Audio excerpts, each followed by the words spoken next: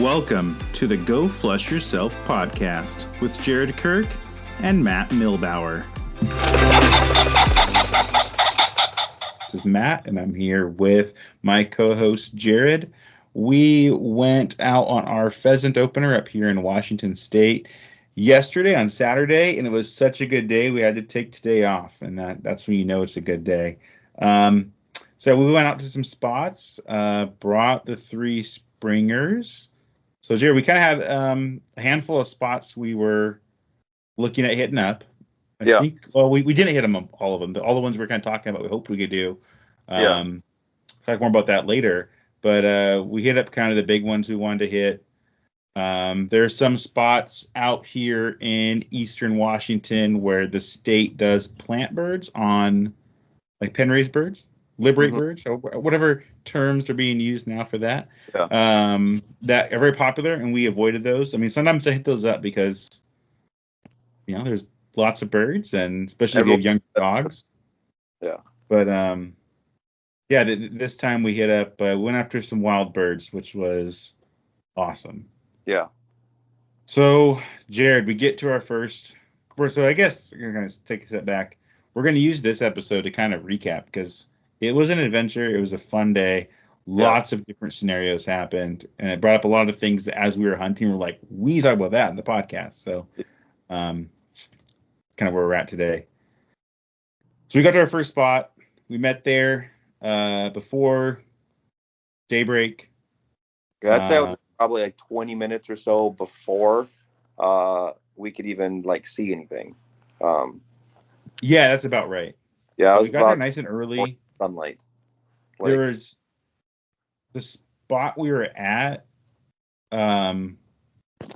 We had been to before and have seen lots of wild birds, a lot of hens, a lot of roosters, but obviously more hens, which is cool. So we wanted to hit that up, and we got there. We were the first ones there, and no one else there. And we're like, all right, cool, we'll hang out here. And then we saw another truck pull up kind of down where you walk in. I said, well, I'm going to go down and see what this guy's up to. I get the dogs and go down there. And guy stand down there and by himself, no dogs, no other hunters, and talk to him. His name's Sterling. It kind of said the spot's not a huge spot. Like, it's kind of narrow, I guess. Would you say it's narrow, Jared? Yeah, it's a big spot, but where pheasants or where the birds are going to be is fairly narrow. Oh, sure. Right. Yeah. Like a river on one side. And I'm not going to tell you where the rest of it's at because I don't want. No. There's a river. There's a river. But yeah, it's a narrow spot. Yeah. So I'm thinking, well, it's gonna be tough for two groups, even as one guy and two guys, to like hunt this. So I said, hey, do you want to hunt with us? He goes, yeah. So Sterling joined us on our hunt, and kind of spoiler alert, he joined us pretty much almost the rest of the day. Yeah, pretty much. He followed us around our spots. This is great. We're actually going to try to have him on the show here to have an interview, but he's got a new baby at home, so he's obviously got his hands full. So that's cool, but maybe we'll get him on in a future episode. So yeah, Jared, so let's see, what do we do? We got out. We didn't get any birds there. Saw lots of birds. Yeah. They're flushing. I mean, they're wild birds, so they flush. A lot of them jumped early, and we've seen that twice now. Actually, that spot is like, how do I say this? It's my brother-in-law, my sister's husband. It's like, that's like, I didn't know this until I tell you yesterday. That's like his quote unquote his spot that he's been going to since he was a kid. Because you're near there. Right. And so my dad knew that spot too, because my dad and my brother went there last year and kind of we saw it on Onyx and we're like, let's go check this place out. And there was some wild birds there. Yeah, and so, the funny thing, last year I found that spot too. Just driving around looking for other stuff, like end up finding that spot. And I had it marked on my Onyx as well as, okay, this looks like a good spot. So it's kind of funny how that all kind of worked out. Well, my my dad and sister went there today. I was going to join them, but like I kind of said at the beginning, yesterday's hunt, I was too worn out, which sucks. But I think the dogs are worn out too. They've been napping all day today, which is very unspringer like of them. So, no, they went there today and got a rooster between the two of them with one lab on the ground. So, nice. Yeah. And anyhow, so hit that spot up. Vegetation, I think everywhere I've seen, at least in this part of the country, has been really thick. Oh yeah. We've talked about this before, and I think this is true across a lot of at least the northern states, at least from here to maybe the Great Lakes or from here to the prairies. It's just been kind of, I think, a good year for birds. Ideal, maybe not in all places, but yeah. At least we had a mild winter. We had some rain, which we don't get much rain at all over here in eastern Washington, or the kind of intermountain northwest. Yeah. But we got some rain, and the summer didn't get too crazy. We had some really hot days, but nothing too crazy. Yeah. So I think the weather stayed mild enough, and I noticed insects were up. We have wild animals like raccoons and stuff in town, populations up, like everyone's seeing them. So I think for wildlife in general, it was kind of a good year, and we're seeing that so far with birds. So that's kind of cool. But that also means really thick vegetation, right? Which is great for birds, but a little tougher on us. But I'm not going to complain. I'll take that off every day. Yeah. Okay. So we left there. Jared, what were you shooting? What gun did you have? Did you bring along? So I had because it was there's rain in the forecast. So I decided to take my my 870. I originally was shooting an improved cylinder choke, and the night before I was like, I should probably switch out to mod just because of the fact that I wanted like a slightly denser pattern for bigger birds. Because I usually shoot improved cylinder, but normally I switch over to mod before pheasant, and this year I didn't. So I was originally shooting an improved cylinder. And Kent Upland Bismuth number 5s. It's an ounce and a quarter, I think 1350 feet per second bismuth 5s, which has generally been a pretty good load for me. After the first spot though, I switched to mod just because the birds were appeared to be flushing kind of at the longer ranges because I think they're just they're wild birds. So that's what I switched to for me for the rest of the day was just the number 5s and the mod choke. Yeah, and I was I had my CZ Woodcock 20 gauge. I have brought my 12 also. I really like that 20 gauge.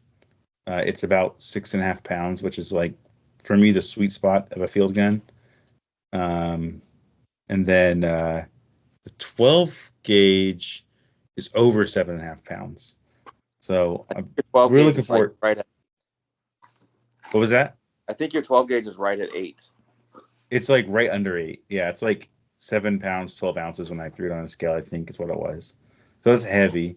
Something I really wanted to use more for at like the trap range, but looking at it now. But so I brought both though. Brought shells for both. Brought Kent Fast Steel. Brought some Boss. Had in both gauges, and and then it was kind of just we'll see what happens. Brought the 20 out for the first round, and then Jared, you're kind of giving me some crap about stepping to a 12 gauge, so I grabbed the 12 gauge. I said, all right, we'll carry it. It was a smaller chunk of land, and I thought, it's perfect. Like, it's a small chunk of land. I'll just bring the 12 gauge, and it's heavy, but we literally can't hunt that long on this next piece of land we went to. So it'll be a good little trial for it. I've only taken it dove hunting once, and so doesn't see much action yet. Brought that, and then also switched to Boss, just wanting to hit these birds a little harder. So switched to Boss and my 12 gauge. So we're like, see what would happen. See then what? So then we had some hedgerows there, and some open fields, kind of, right? Without saying too much more, I guess. But that describes a lot of places. So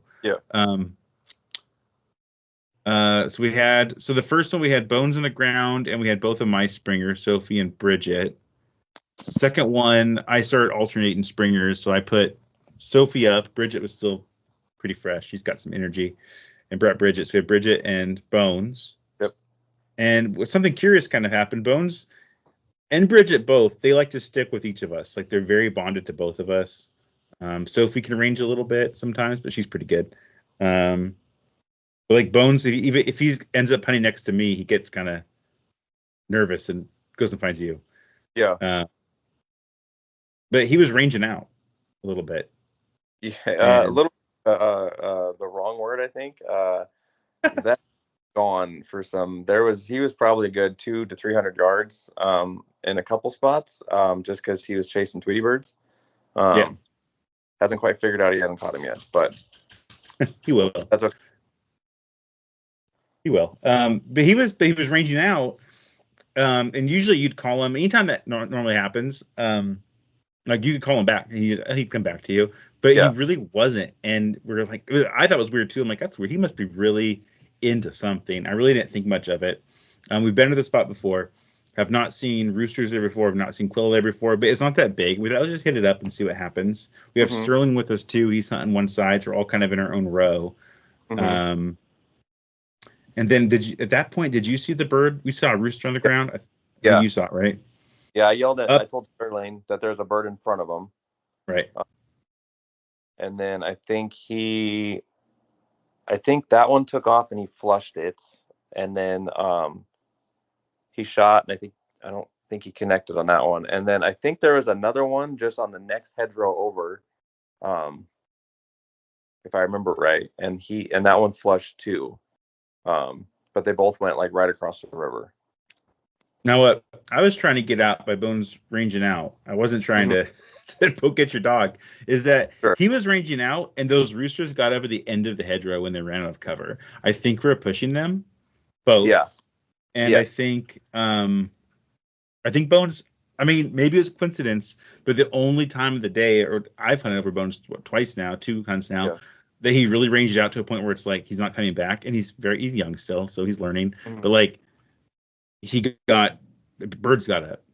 So I'm not sure if he was smelling that or seeing them, because there wasn't a lot of, like, if they got out of the hedgerow at all, he would have saw them running. So if I were to guess, I would guess that he smelled or saw them or both and was very curious about it. And it was like, Dad, you don't understand. There's pheasants up here. Yeah. So I think that was cool and a potential positive. Could be a coincidence. But I don't no negatives out of it, I don't think. No. So those two. Oh yeah, go for it. Yeah, I don't think any of my Bones, or I don't think he bumped any birds. Because the ones that flushed wild were way ahead of where we were at. And a couple places. And we really bumped. I'm trying to think. I think we might have bumped some birds at that first place.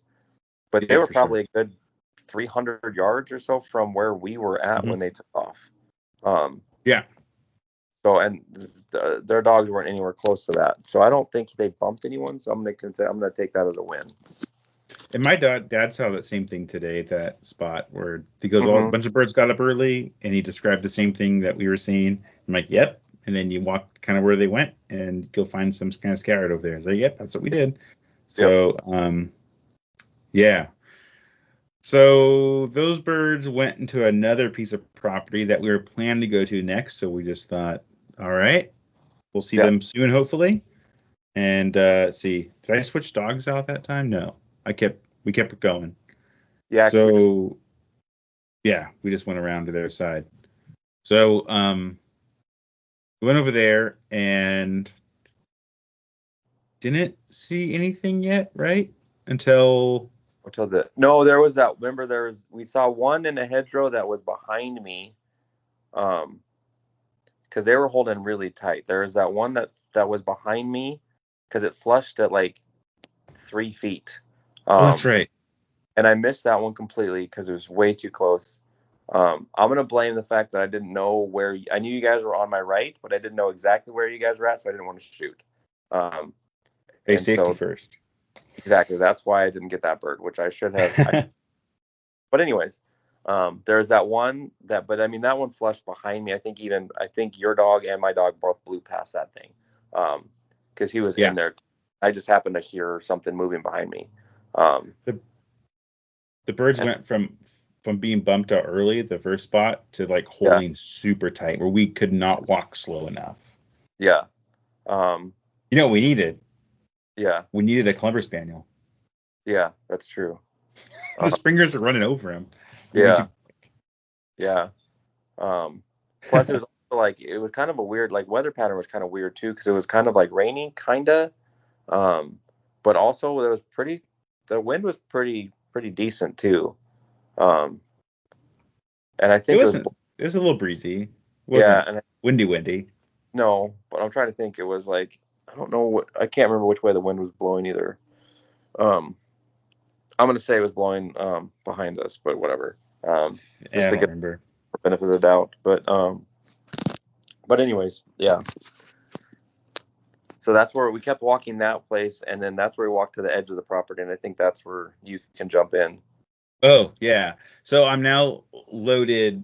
I'm ready to go. I'm not messing around. I got my 12 gauge now, and I got Boss in there, so I'm got a little more density to my shot. And Bridget puts up a bird kind of behind me, but more to my side, but technically behind me a little bit.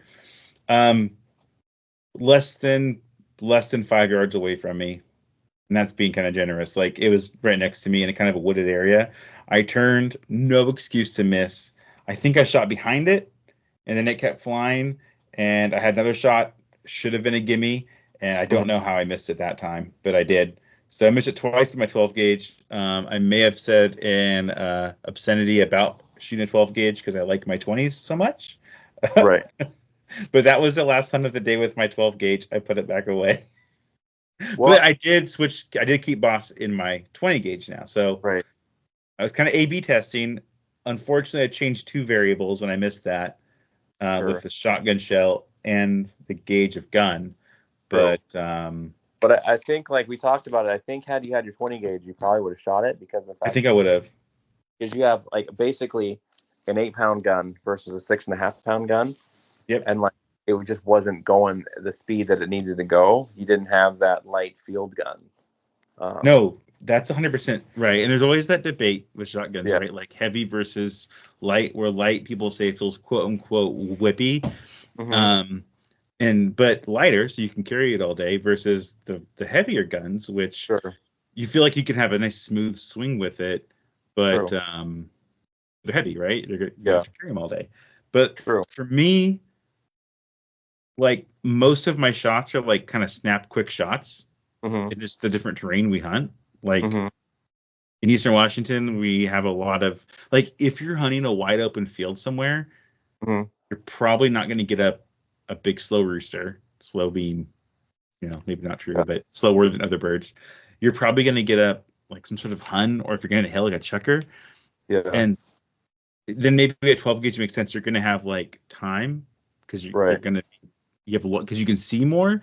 But often when we're hunting, we're in like wetlands and sloughs, and there's trees, and because we're by the only water in Eastern Washington, like the big river is all everywhere, so I don't know. I think I'm on 20 gauge, and I think Boss is the way to go for right now for me. I haven't I guess I have connected with Boss. I haven't before. Things you can say when you don't have a Shell as a sponsor, because I fell into, I'm going to call it hype. It might not be hype. It might be totally accurate, but the hype of Boss, because they're advertising everywhere. And I'm like, I'm going to get some of those to try them out, which is great. I try to try out new shells when they come out. I also bought Black Cloud when that came out. Remember that, Jared, back in the day? I do remember Black Cloud. I don't think I ever bought it. I think I stick with the standard steel. I know what it is, but I think I always stuck with standard. I'm like a Kent guy. I think that's generally what I've shot. Me too. Outside of lead stuff. It's either Kent fast steel. I've been digging the Kent bismuth though. But that's also because that's the only thing that's available around here. Is the Kent bismuth number 5s. I don't know why, but that's the only one I've been able to find locally is Kent bismuth number 5s. I'd like to try some 6s, but Fives Yeah. have been working out for me pretty well. Well, when I first got Boss, what gun was that in? I don't remember what I was shooting out of. Anyhow, it was my older 12 gauge. But Mm-hmm. the first time I took it out, I had like confidence. I was like, yeah, I'm gonna be knocking these roosters just dead. Like they're gonna no cripples, no runners. Like Right. yes, I was pumped up. Um, and then I went out and I whiffed on a very easy shot twice on a pen raised bird, like out like a Mm-hmm. release bird. I Yeah. was like, I'm like, even if it was probably operator error. Like Yeah. I guarantee it was. But there's a psychological thing where like now it's in my head. Well, you have to have confidence in your gear. Right. I no longer had confidence in my boss. So they went back and they ended up in the safe and stayed there. I went back to Kent, which I've been shooting for a very, very long time, Kent Fast Steel. But I brought him with me today or yesterday. And I switched to him. And we'll talk more about it later. I think I made some connections with it. I carried some Fast Steel and some Boss. And Mm-hmm. I think I connected with some later. But Yeah. yeah, so I think for moving forward, if I know I'm going to be against a lot of wild birds, it's going to be Boss 20 gauge. And if I'm going to a place where birds have been planted or quail or like that, it'll be Kent Fast Steel. Yeah. I think you and I both are completely non-tox now, right? I think I went pretty much. I Okay. think I think I had some lead for when I went grouse hunting, but we didn't shoot anything either. But then honestly, anymore, generally, I'm pretty much all non-toxic, and it's not because of like any kind of like, I guess I'm trying to think of the correct word. It's not because I think like it's better in the general sense of words or whatever it is. It's just it's less things for me to think about. Don't Yeah. have to. I don't have to worry about what's in my vest. I don't because honestly, like I like mixed bag hunts. I like hunting. Like a lot of the places where we're at, we have water. So they're generally non-toxic anyways. But it's nice if I'm hunting that's a place that's not around water, but then because we can drive, and find a different place that actually has water and there's ducks there, Yeah. whatever. It's nice that I don't have to worry about it. I can show up to a place and then because I go to a lot of new places and stuff like that, and like sometimes the regs aren't exactly the most easy to understand, and Yep. sometimes you get there and there's a sign that says non-tox only, and you're just like, well, I only have lead, so I'm done. I just, generally speaking, just carry steel or just carry some sort of non-toxic, which is generally steel or bismuth. I haven't jumped on the Boss train yet. Not that I won't. I just haven't. I'm probably gonna pick some up this year, I think, and probably just do some patterning stuff over the summer and just try to get everything dialed in. But Yeah. yeah, generally speaking, I'm non-tox only right now. Yeah, I've been non-tox only for a long. I don't know when the last time I shot lead, honestly. Probably when I Yeah, was not even an adult yet. Probably was a teenager. But yeah, like for me, is some of it there where I know lead in the water is not good, and I've mm-hmm, read a lot about lead poisoning, and it's very concerning. mm-hmm, I don't know how much my individual shot shells do too much. It might not. I don't know enough about it, but so that was enough there. And then also to your point, yeah, like there's some state lands here where there's it's you can use lead, and there's other mm-hmm. state lands where, like you said, there's a sign saying non-toxic only. You Yeah, notice some will say steel shot only, and you're thinking, well, I know what you mean, but what if I have right. bismuth? Yeah, I But think it's not steel. toxic. Yeah, Yeah. Um. So yeah, dude, yeah, I'm with you. I hate having to worry about it too. Like the yeah, less I have to worry about, the better. yeah, But yeah, I'd rather not worry about stuff like that when I'm out there if I can engineer my way around it. Okay, yep. so I missed some bird. I missed a bird twice. I was Mm-hmm, not happy, but it's fine. It happens, right? That bird's mm-hmm. he'll still be around. Yeah, Um, and then so we did flush. We kind of almost got back to the end of the cover of that yep, location, yep, right? And yep. then did you see a bird on the ground? Yeah, there was a bird, and it was I don't understand like the why, because we were we were walking along a hedgerow, and probably about 3 feet in front of the hedgerow, in like a mowed kind of like grass, or whatever you want to call it, Yeah. was a pheasant. He would look like he was trying to bury himself, but Hmm. I could see him. I think Bones was in front of me to the left of me, um, so I'm gonna say that he flushed it. I don't know. But I think that bird saw, and they kind of figured out that the jig was up at that point. He flushed overhead. He flushed over my head. I had one shot. I think I fired twice at him. I hit him with one of them. I'm going to go with the second shot, and I thought I dropped him.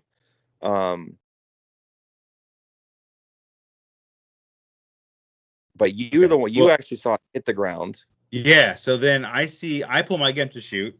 You get to it first, you hit it. And in my brain, whenever I see a pheasant get shot by my hunting partner, I'm not going to shoot anymore. I'm not going to put more shot into the bird, right? Yep. Like we're going to damage the meat.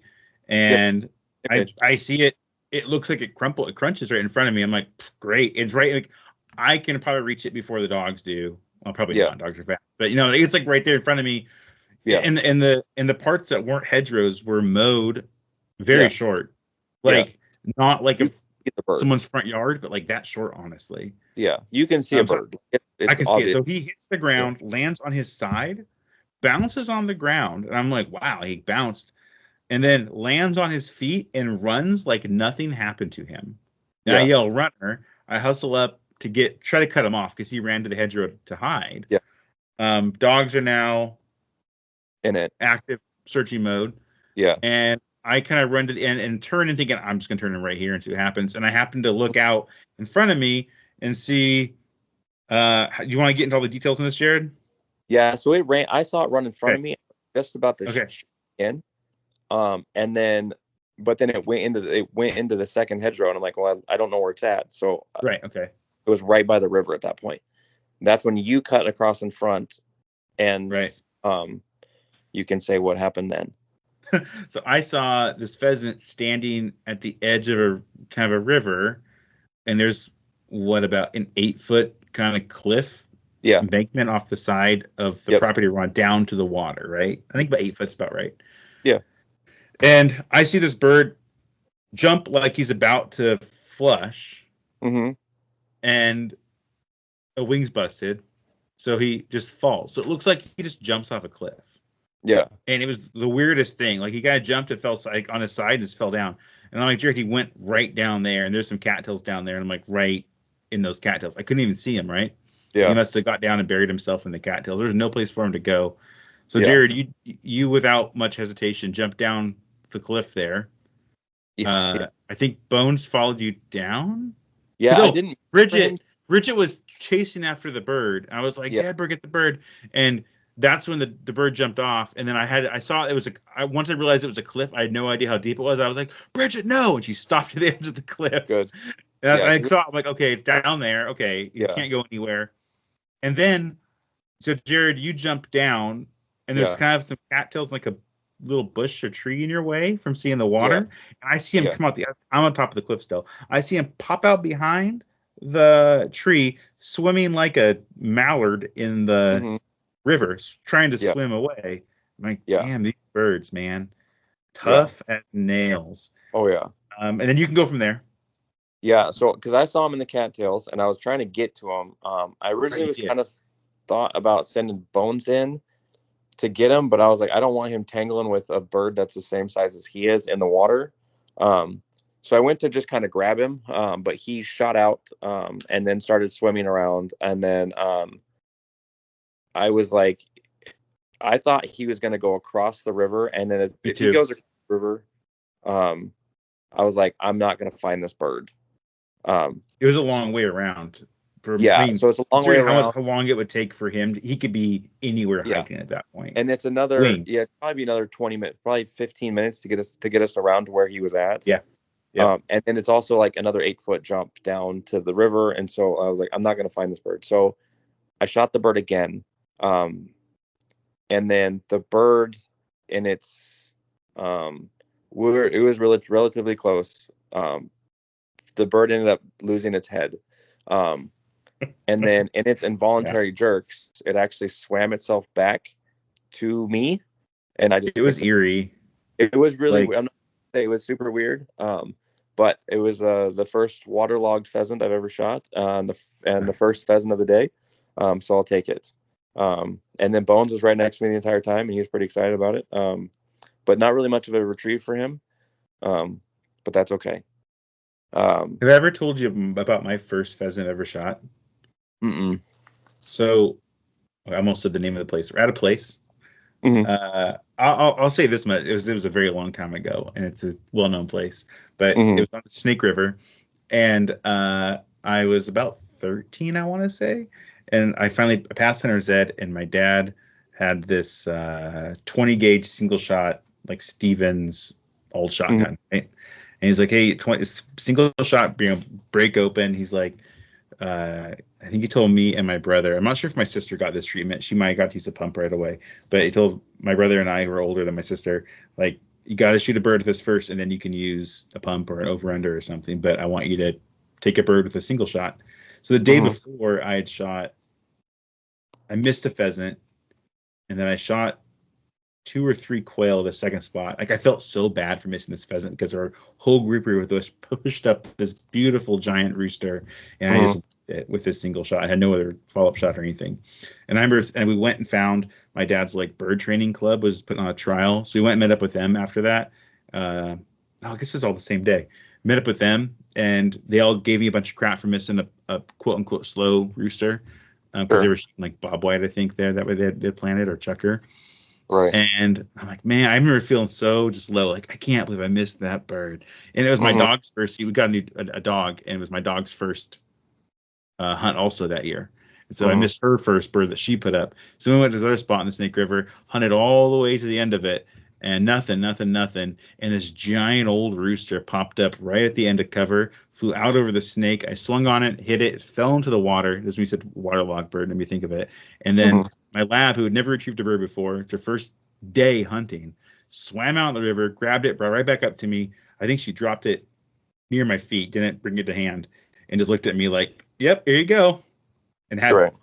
had like 20, a huge, like 24-inch tail feathers or something. It was big old Cool. bird with big old spurs. So yeah, waterlogged birds. It was ugly too because it came out of the river. I'm like, oh, it's not even pretty.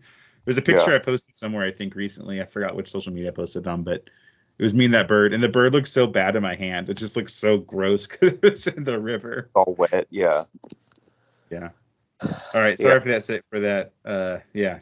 Jumped No, away it's good. from our day, but yeah, it made me think of that. All No. right. So you got the Uh, waterlog bird. yep. You've recovered it. So now we're on the board, right? That was the Yep. first bird. Yeah, we're on the board now. Yep. Before that, yeah, the birds are flushing. It's a little frustrating, but it was early still, so we're on the board now.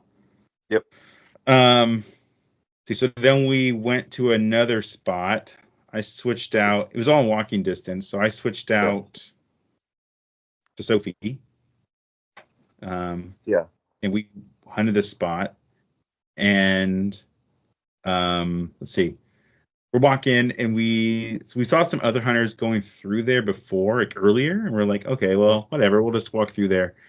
Sterling's still with us, so it's three hunters, two dogs, and Yeah. I saw Sophie getting a little birdie, and I said, "There's gonna be." We think we flushed a couple quail, like onesies and twosies, maybe. Yeah. There's one, Uh, two, was two pheasants that like flushed before we even got there, oh, right. and they went across the river again that we saw. But that was like before we even like I think we weren't even near. I think we were still at our trucks, and I saw them flush. Um, Yeah, and then yeah, that's when we got over there, and I that's think right. that's when we flushed. I think a quail or something like that around I that think general so. area. And these are California quail for those listening. So Yeah. we flushed like a quail, one flushed out, no shots at it. They're fast, and you only have a small window in most of the quail Yeah. and places that we hunt. There's like, Yeah.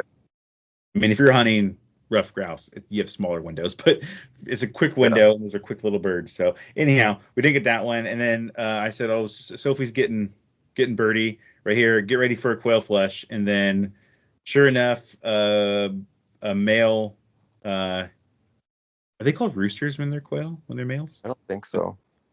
wonder what they're called. Anyhow, a male California quail buzzes out, and I turned and shot it. Had a 20 gauge boss, hit him with that. So that was the first time I connected with boss ammo, which was cool. So I hit that, and then let's see, found that bird, and then what was next? We had we kind of hunted some more, right? And then Sterling saw a hunter on another property, across the body of water, shot and missed a rooster. Yeah. And it fell. It didn't fall. It landed right by like this very obvious dead tree, kind of, right? Like very good landmark for it to land next to. And it was up in front of us. And we're like, we're almost there. Like, cool. We'll go up and see if we can flush that rooster up. Because this guy crossed the river. Cross the river, and to get to us, it would take a lot of time, right? And it's like, okay, if we flushed one his way, I would think, well, that bird's gone. I'm not going to walk around and get his guy over there hunting. You know, it's his now. So we're walking towards it, and this guy, all of a sudden, his truck comes barreling in, parks. 2 GSPs, I think, it looks like, get out and run towards that spot, and he's kind of hustling towards it. And I'm thinking to myself, what the heck? Like, he came all the way around to cut us off and get that bird, and I'm a little irritated. Jerry, you're always calm and cool, so I don't know if you're irritated or not. You're always calm and cool. So I'm like, what the heck is this guy doing? I'm kind of voicing my frustrations to Sterling a little bit, and I'm like thinking, well, whatever, it's just a bird. But I'm still kind of like, this is stupid. Like, I would never do this to someone. I don't think I would, but I would never want to do this to someone. Right. Whatever. So he goes, and the bird flushes out in front of his GSPs. I mean, that was some immense pressure if you think it from the bird's perspective. Like, there was 2 dogs running full steam at him, and then the guy behind him, and we're coming one side. He flushes, it flies right at us at about, I don't know, Mach 3. I don't know how fast that. He had the wind to his tail. That bird was moving. Yeah, that's maybe the fastest I've ever seen a pheasant move. He was up high and moving, and I think, did the guy shoot? I don't know if he did. I think he was too far away still, and he was like running. And we all shot, but there is not a chance. It's probably too far away, and the speed, I'm not that good enough of a shot for that kind of crosser at that speed, that height. That pheasant got away, and the guy kind of looked at us and raised his hands like, well, like, okay. Yeah. And then he keeps hunting now where we're hunting. And I'm like, okay. So we cross, like, okay, whatever. This is when Jared, when your common coolness comes in. Whereas, like, yeah, you shouldn't confront people like that. Like, you know, you're hunting, everyone's guns. Like, let's stay cool. And I would stay cool. I'm pretty good at that too. But like, you're like, let's just go over here. I'm thinking, yeah, that's the right answer. Let's just go over here. Yeah, because he was hunting directly at us at that point. Yeah, it's like, this is stupid. Yeah. So we go, and I'm still grumbling, right, about it. And we decide to move on to kind of a spot a half hour away or so. Yeah. Ish, 20 minutes, half hour away. Like, let's just go down to our spot we're planning on hitting, and it's a good sized spot. So we'll go over there. We're kind of hunting this whole area out. And so we're walking away. I look back, and the guy's like tending to his dog. One of his dogs is in front of it, kind of like, I could have his look in his eyes or his mouth or something. I'm like, okay. And I make the offhanded remark of, oh, maybe a porcupine got his dog. Yeah. Now, we have porcupines here, but they're not everywhere. I think I've seen one ever in Eastern Washington. I know they're out there. Other people probably have seen a lot more. I've seen a couple of them. A ton. Other people also have dogs that are more apt to run like German versatile dogs. I think have a reputation for finding porcupines, and once they find, kind of getting after them a little more after that, like getting revenge on them, right? And sad labs and spaniels. So not that they couldn't get hit, they definitely can, and it has happened before. But but yeah. Anyhow, I think my brother's dog got hit once by one when my brother-in-law took it out, if I'm recalling correctly. Jake, you could tell me if that was true. That popped in my head. Maybe I'm wrong. Anyhow, so I'm like, whatever. So we walk back to the kind of the parking area where our vehicles are, and we're loading up and kind of drinking some water and eating some snacks. Yeah. And the guy pulls up. The guy drives by, and I just give him a wave, like, hey. And he pulls into the parking spot behind us and gets out. I don't know, how old do you think he's? About 55 or 60 years old. He's probably like, I think he was in his mid-60s. Mid-60s, okay. So he gets out, nicest guy, super friendly. Hey, guys, I flushed that bird over that, and my dogs aren't great swimmers, so I didn't want to go across the water, so I came around, and like, oh, yeah, no problem, being nice. And I'm like, he's talking nice, super nice dude. And I'm feeling like, I should probably not be so judgy. Character flaw, maybe. But anyhow, so then he goes, Sorry, and one of my dogs got hit by a porcupine, and then I feel so small. I'm like, oh my god. And I look over at Sterling, and I'm like, I made a face like, oh my god. He looks at me like, oh my god. I'm like, I didn't wish that on him. I'm thinking all I said is maybe it happened, but Right.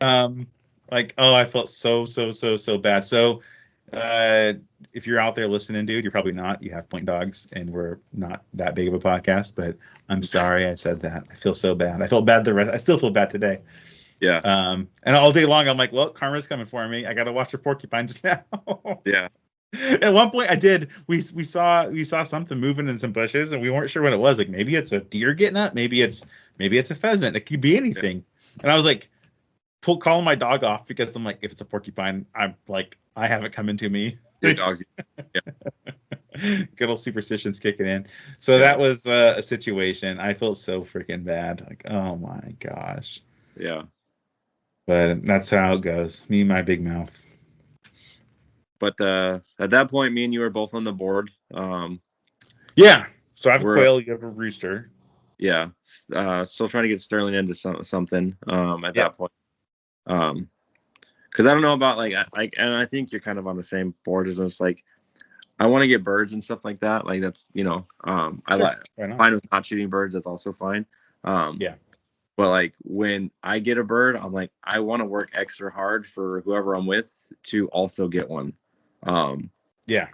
Like it's just like, all right, like I want you to also get birds. Like it's not like I want to make sure that everyone's, at least if nothing else, getting shots at birds. Or getting opportunities and stuff like that. So that was kind of like, I was like, all right, well, me and you are both on the board. I want to get Sterling. Hopefully we can get this dude on the board too. So at that point we decided to hit up another spot. Like you said, it's about, probably about half hour away. Yeah. But and we parked there and we were looking at, there's a large swath of land on one side of where we parked. And I turned around and I saw another part of the land. I'm like, we had this side too. We're like, well, yeah, you can. And I made the comment, which I guess it kind of worked out because we flushed a rooster out of there, but nothing came in the bag. But we kind of thought like, wait, we should hunt. And Sterling was like, yeah, I've come here before. I never think to go to that side. I think, well, you're not the only one. And I was surprised we could hunt it. So maybe no one's hit that side in a while. Let's go over there. Yeah.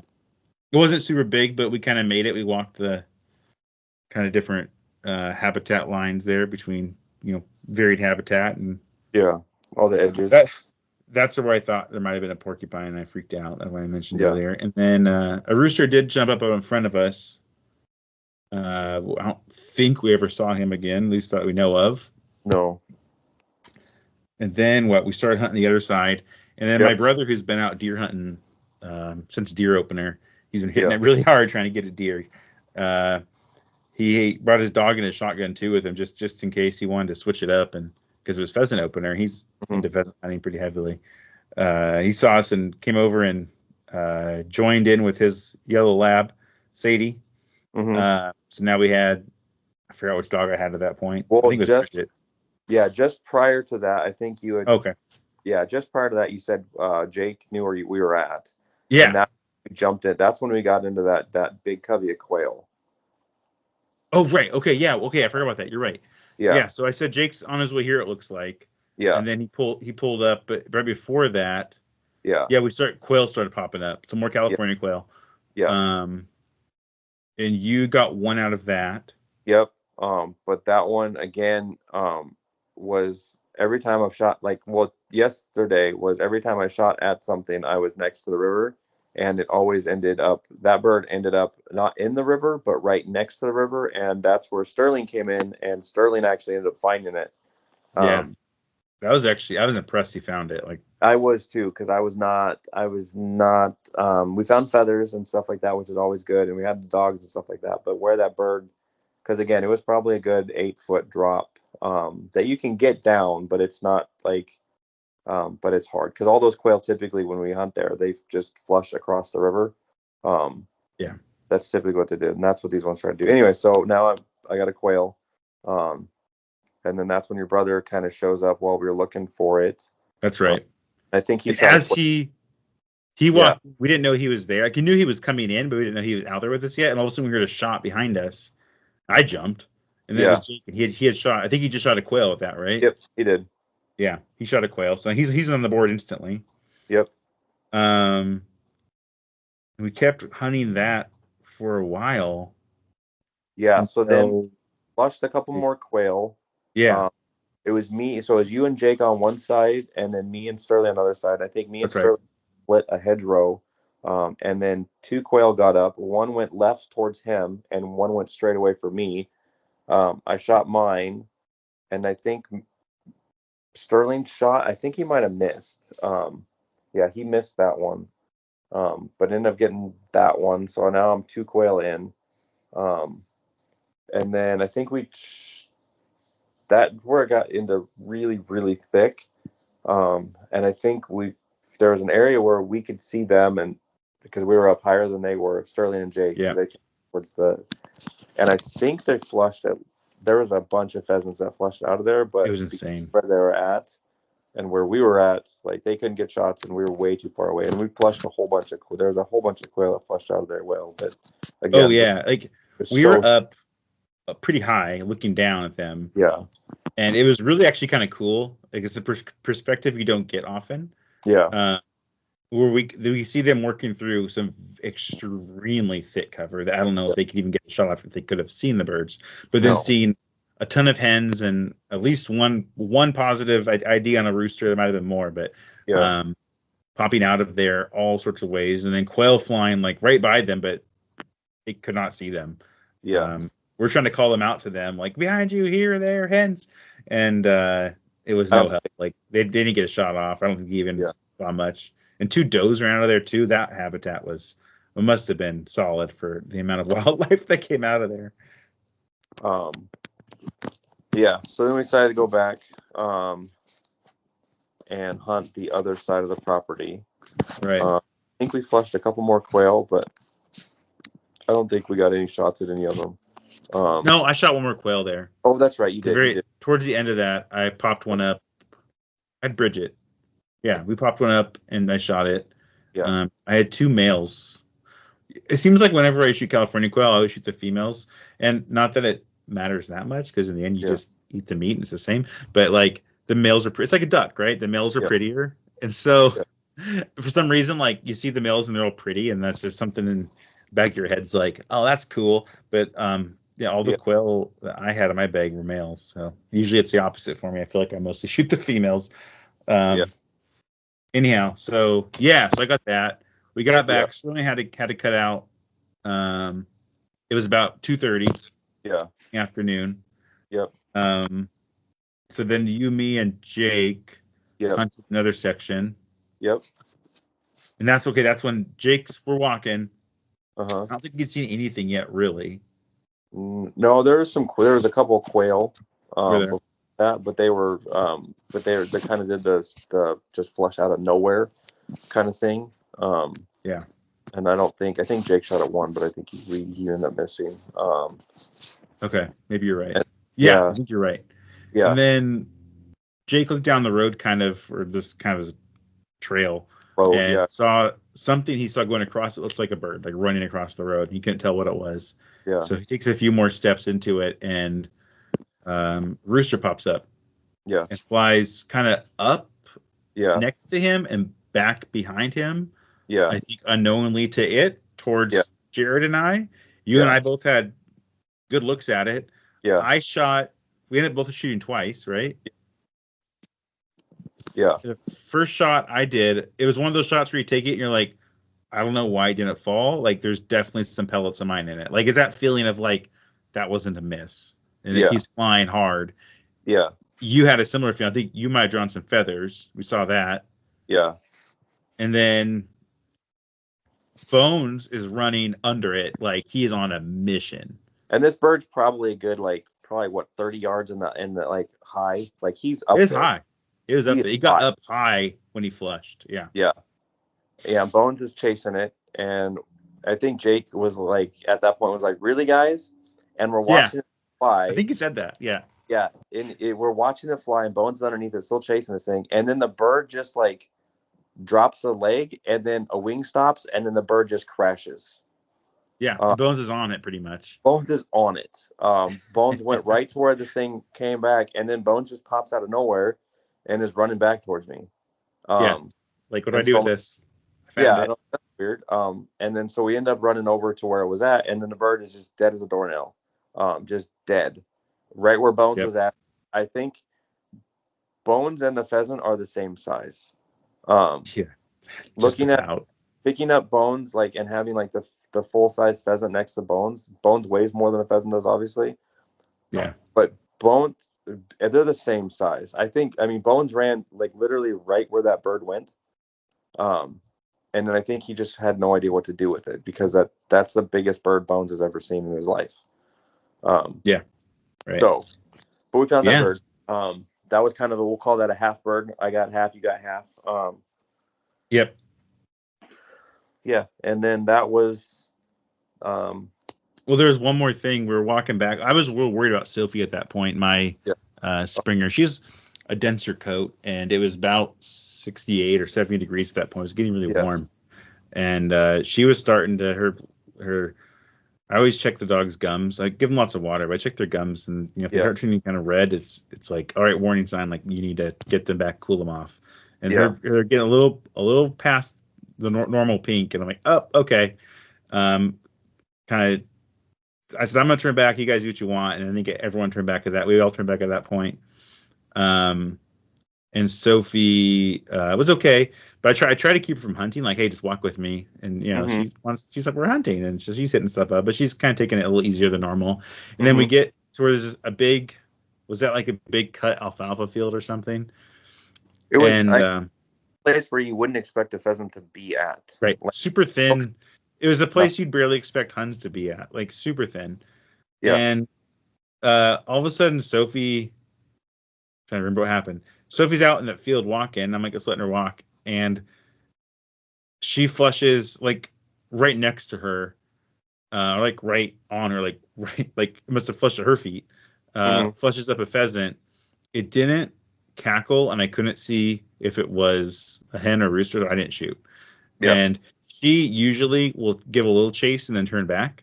But she was chasing it and barking at it in the sky as it was flying away. And she ran. I had a GPS call on her. I forgot. Did she get like 200 yards or 150 yards? 138 yards. Is that what I said it was? Okay. Around. So, which is like, 100 yards further than she ever gets from me as a flushing dog. And so I'm like, geez, I'm calling her back. And finally, I see the yardage sinking back in, and she's coming back to me. And I remember I'm worried about her potentially getting overheated, and here she just gave chase for, over a football field, and then ran back. But she was barking. She came back, and her tongue was kind of cut. Like dogs get cut when they're like from like weeds and stuff. Like it was a light cut in her tongue. I saw all the blood. And I'm looking at her. I'm thinking, I don't know what happened, but either she lunged to the pheasant to try to catch it when she saw it. Like maybe it was just sitting out in that field for some reason. Right. Or and she cut herself on a weed. This one theory I have. I mean, it healed right away, so those cuts are on dogs' tongues. Or she lunged at the pheasant and it put a talon up or something. Something happened, but she was mad at that bird. I've never seen her. I've never had a flushing dog do that before, but she was running under it and barking at it like, "How dare you! Like, don't fly away from me." Was kind of the attitude that she was portraying. So that was crazy to see, but she was fine. Got back, gave her some water and cooled her down, and she was totally fine. Dogs are a little tired today. They've been lounging all day for the most part, but they're fine. The only thing that was kind of wanting was their hunt dead was not up to par. I'm not sure if it was my theory that gives them a way out excuse is it was hot. Hot. It was touching 70 in the middle of the day. And their tongues are out a lot. And I think between me and the dogs, we went through 3 gallons of water. So I think we had all together with all the water I brought. So and I didn't drink much of that. So we're keeping water in them, and their tongues are out the whole day. So might have been some of that. They couldn't get sent, but like the first quail I shot, like I was like, all right, where is it? I'm like, Sophie, dead bird. And usually she'll see it, pick one up, like no big deal. And she walked right over it, but her tongue's hanging out. So that's the only thing I can try to make an excuse. It could be that I need to do a little more training, which could also easily be the case. Or this is their first time really out with birds on the ground. So combination of those, maybe, I don't know. Yeah. What'd you think of Bones? Were you happy with how Bones was doing at his puppy season? Like Bones hunted all day yesterday with me. Like that was probably not the most intelligent thing I did. But I was watching Bones pretty well. Bones didn't have he didn't seem he was tired at the end of the day, but like he didn't. Yeah. He was running. I mean, like being his goofy self all day. Yeah, he was doing his stuff. He was. I mean, like he still has a lot of stuff to work on. He's 5.5 months old right now. He's a pup. He's still a pup. This is his puppy season. There's some stuff like he chases Tweety birds. I'm not gonna he chases Tweety birds.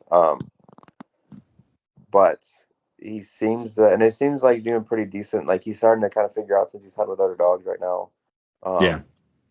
It seems to kind of be figuring some stuff out. His recall is actually pretty decent when he's not chasing the pheasant.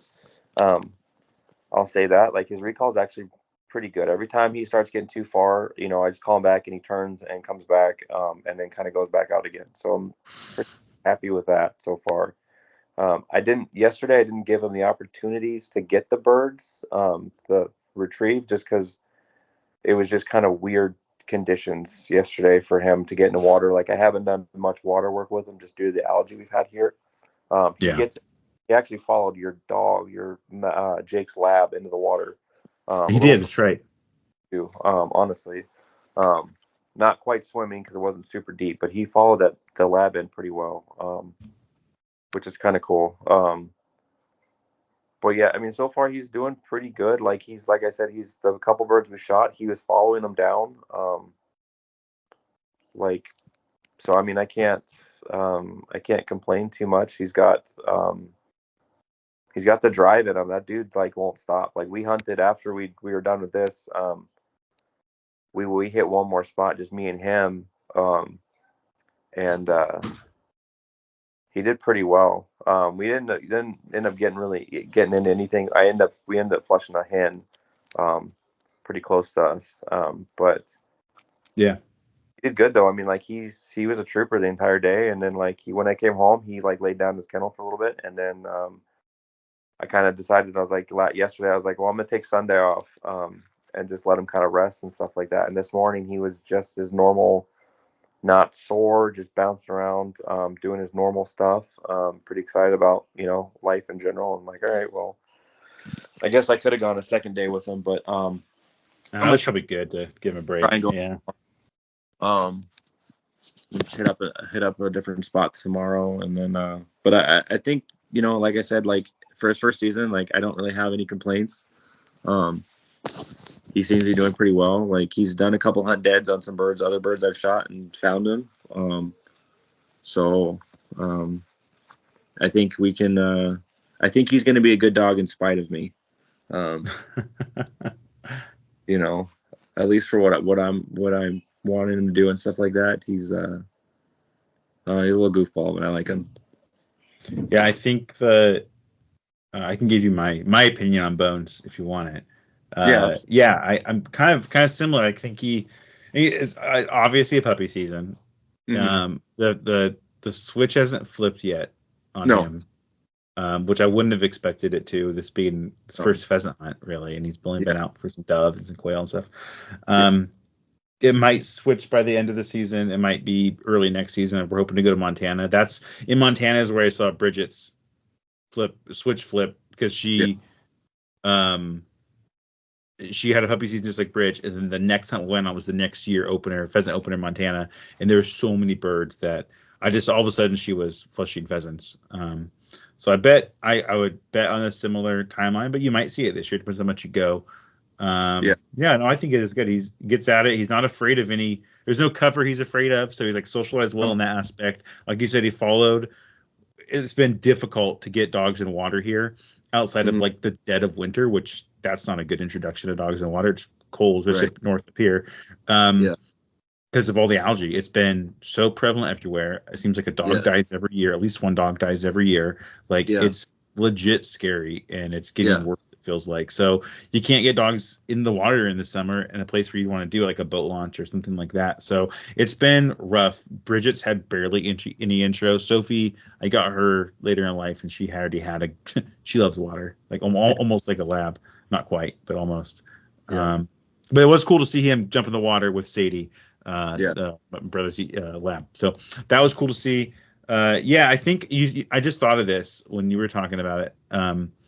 I think it might be interesting because you mentioned kind of in passing, like maybe we're texting about it, that you don't think Bones would hang out in a kennel. Like you think he needs to be with you. You couldn't leave him behind if you wanted to leave him behind for a hunt. Yeah. Which makes sense. I totally get that. Maybe that's something we do. Is next time you're out with me, so because I can bring both dogs, and you can still have a dog in front of you, like you can take Sophie. We find a short hunt, leave him in either crate in your rig or in mine, whatever makes sense, and let him be alone for a hot minute. Let him see it's okay. Let him see you come back. You might be mad that he's missing some action. That's okay. But that way he gets used to it now, because in the future you're going to get another dog, maybe a golden retriever. It sounds like eventually, right? So you might want to swap them like I did at that point, and you want him used to. Jake, maybe you have to correct me, but he has troubles with one of his two yellow labs. One's kind of senior, and she's such a good pheasant dog, but she's much older now. And then he has Sadie, who he brought with us yesterday. And one of them he can't leave in a kennel. Miley will bust out of a kennel. She's an escape artist. Like she'll hurt herself getting out if she has to. Like she wants out of a crate. I don't think he can leave her in a crate. He could leave her in a truck with a canopy on. Sadie, when she's in a kennel, she whines, and he and I've had discussions about it. And I think his thing is like I didn't get him socialized to that early enough of like leaving them behind the kennel, and it's okay. So that popped in my head. That's one thing maybe to think about. You could try. Start small, kind of grow it. Kenneled at my house though. When at night he sleeps in the kennel at night, and then if we have to go out during the day or something like that, and no one's home, then he's in the not for like super long periods of time, but like he's been kenneled for a couple like hours kind of things. And he does fine in the kennel, so like he would probably be fine. Yeah. It's just I think more of it is more of it's me. I think more than anything else, like I just want him to get exposure right now. Yeah. And that's kind of like, and I think like it might bite me in the ass later on. Like where if I do get another dog or something like that, or we decide to switch out dogs and stuff like that, just to leave him in the kennel, see what happens. But like, I don't know. I think right now I'm like, I just want the exposure for him and then just the different stuff. But good. Yesterday was kind of like a thing where I was like, I could definitely see like having an extra dog is super like helpful, especially when you're switching out dogs, stuff like that. Cause like, I mean, we hunted for probably like, and like there was plenty of breaks in between. Like each place we drove to was probably like 20 or so minutes at least to the next spot. We got back to the car, we give them water and stuff like that. We'd hang out for a little bit and stuff like that. And then we had the brushing burrs out of my dog's hair and ears. Yeah, exact same. I was checking stuff like that and just kind of going over like that. So I mean, like he had plenty of breaks. Yeah. And so it wasn't like just all day, But I mean, it was. You could tell when we got home, he was tired. Like but he seemed to. I mean, I made him a bunch of like scrambled eggs at like last night. Nice. I heard that was good for him. So made him scrambled eggs and stuff like that, and he's back at it this morning. So I mean, like, but yeah, I can definitely see the appeal and just the overall like, having a spare doesn't just keeps the longevity of your dogs up a little bit better. Well, like I usually don't hunt as long as yesterday. We can get into that in a second, but so I usually let both my dogs out and go hunt together, and we'll do a shorter hunt together, and they're fine, right? But I knew this was going to be a longer day, So I alternated them. They had both hunted the first hunt, so both got to go out. And then Bridget hunted again after that because she was fine. Sophie was probably fine, but I get her rest, and then I alternated the rest of the day, and it worked out pretty well. There were some situations where something happened. I'm like, I wish I had my other dog right now because she's a little better at this. Like Sophie will bust brush harder. Like she'll bulldoze any cover she sees. Just put her head down and go. And there's times I needed her and I had Bridge, and there's times something happened. I had Sophie, and I'm like, I wish I had Bridge here. She would do this. But that's fine. I mean, that happens. Yeah, no, it's good. So it's my first time. I've done it before, but my first time, like, we're having a long hunt. I'm gonna alternate dogs, and it was nice having a fresh dog you pull out of the kennel and like completely rested, and they're excited to go. So that was cool. Speaking of the length of our hunt, so before this, like I said, I will hunt. I'll rarely hunt past lunch. Like that's just me. I'll go on a short hunt, and I'll go on multiple of those. And then usually find some good food somewhere for lunch. And Jared, you like to go on excursions. Yeah, I go far. From my perspective, it's an excursion. Yes, I go far. But I think a lot of that has to do with the fact that like I'm from like my background is like I did a lot of big game hunting. And then a lot of like no dog hunting. So like if you wanted to get birds, your birds was boot miles. Like that was what it was. Like it's just busting through brush and trying to get into birds and stuff like that. So I've taken that. I've gone just because of like life and stuff like that. Like a lot of my hunts now are like, okay, I have to pick up my kids at 3. I'm like, all right, so I got to I got to look for places that are within like a comfortable drive and then be done. So I've started doing a lot more like shorter type hunts and stuff like that. But I will also like, I'll push it till the wheels fall off too. And but I also have to realize the fact that I have one dog and I need to pay attention to him and make sure I'm not going too far. And keeping him in mind and stuff like that. So I've started to kind of like cool down a little bit, I guess. Well, yeah, that is like the beauty of having multiple dogs. And so this is really just the things to say, just get more dogs and more guns too. I mean, just because, but more dogs is better. It's like if I had another spaniel, like I'm thinking, not right now, but I want a cocker with the 2 springers, and then always have that kind of mix. I could always have a fresh dog or 2 on the ground. That'd be kind of cool. But no, that's a thing to think about. It's also having a dog is a lot. So there's more than just I got 3, I got 4, I got 5 dogs now. It's like, okay, what do you do with all those? I get it. It starts making a little bit more sense as guys have more dogs. I'm like, I can kind of understand that. Right. Yeah. Yep. Oh, so did you want to see how much my Apple Watch said we walked yesterday? I am curious. Yeah. Let me see. Now, I pretty much only walked when we were hunting. I'm loading this up here. I'm trying to find the app. I only walked when we were hunting. This is pretty accurate for just hunting.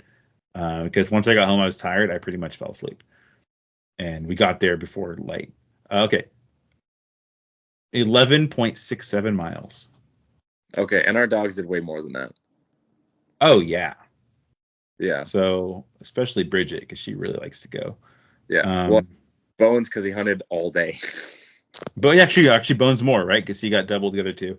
So, yeah, that's true. And he chased a lot of Tweety birds today, too. So, today, I've only walked 3 miles total for the whole day. Yeah. It's my lowest day like ever. Like looking at the little bar graph on there. No, so it's a good day. Usually my days are a long hunt for me where I'm really good at it is like 5 miles, right? Yeah. And like 3 miles is probably my average, like as is an average day hunting. So for me, I was sore yesterday. I was sore today. I know some people out there who hunt way harder than me. You're like, that's nothing. I do this. Like, you're probably right. But that's just how I've always hunted, and it's the way I like it. Having multiple dogs. To your point, dogless hunter, yeah. If you want birds, you got to go. You got to go touch all the spots and do all the stuff. But I think I haven't always had dogs, but I've hunted a lot more when I have had dogs. So we're more used to like let the dogs do the work and go out and have a good time and don't kill yourself so you can go again tomorrow. But no, I had a great time. Wouldn't change anything. At the end of the day, this is kind of about this. At the end of the day, we stopped at a gas station. My brother met us there too, and we're wanting to go to one more spot that we were talking about. And I just told Jared, like, at that point, like, my legs were stiff. Like, I was hurt. And because I sat down to drive to that place, it was about half hour away from there to the gas station. And I'm like, I sat down. Once I got on my truck, I was like, I can barely move. I'm like, I can't go to the next spot. And you were giving me a little shit, which is fine. But we're like, you said you go all day. I'm like, it's like 4:30 p.m. This is all day to me. I usually stop no later than noon. Yeah. Like, this is my all day. You're like, my all day is whatever, sundown. And then Jake had to pipe in and say, the golden hour is coming up. I'm like, I know.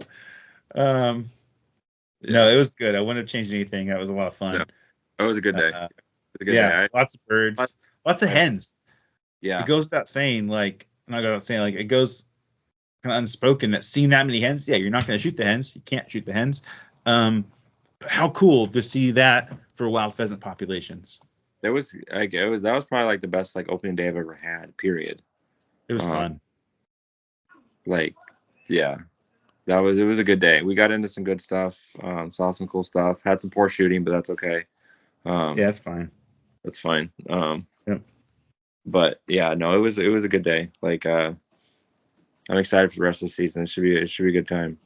Yep. Lots of flushes, lots of work for the dogs, some shenanigans. So I really can't complain about that. Nope. All right. Did we miss anything, Jared? Did we cover it all? Was that kind of our opener? I think it was good. I can't wait for the rest of the season. Me too. All right.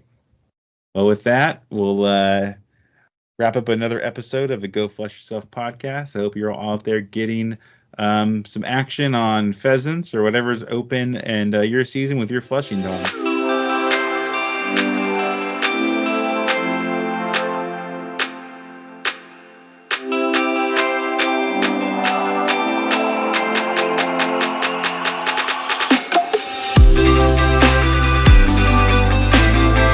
Thank you for listening to another episode of the Go Flush Yourself podcast.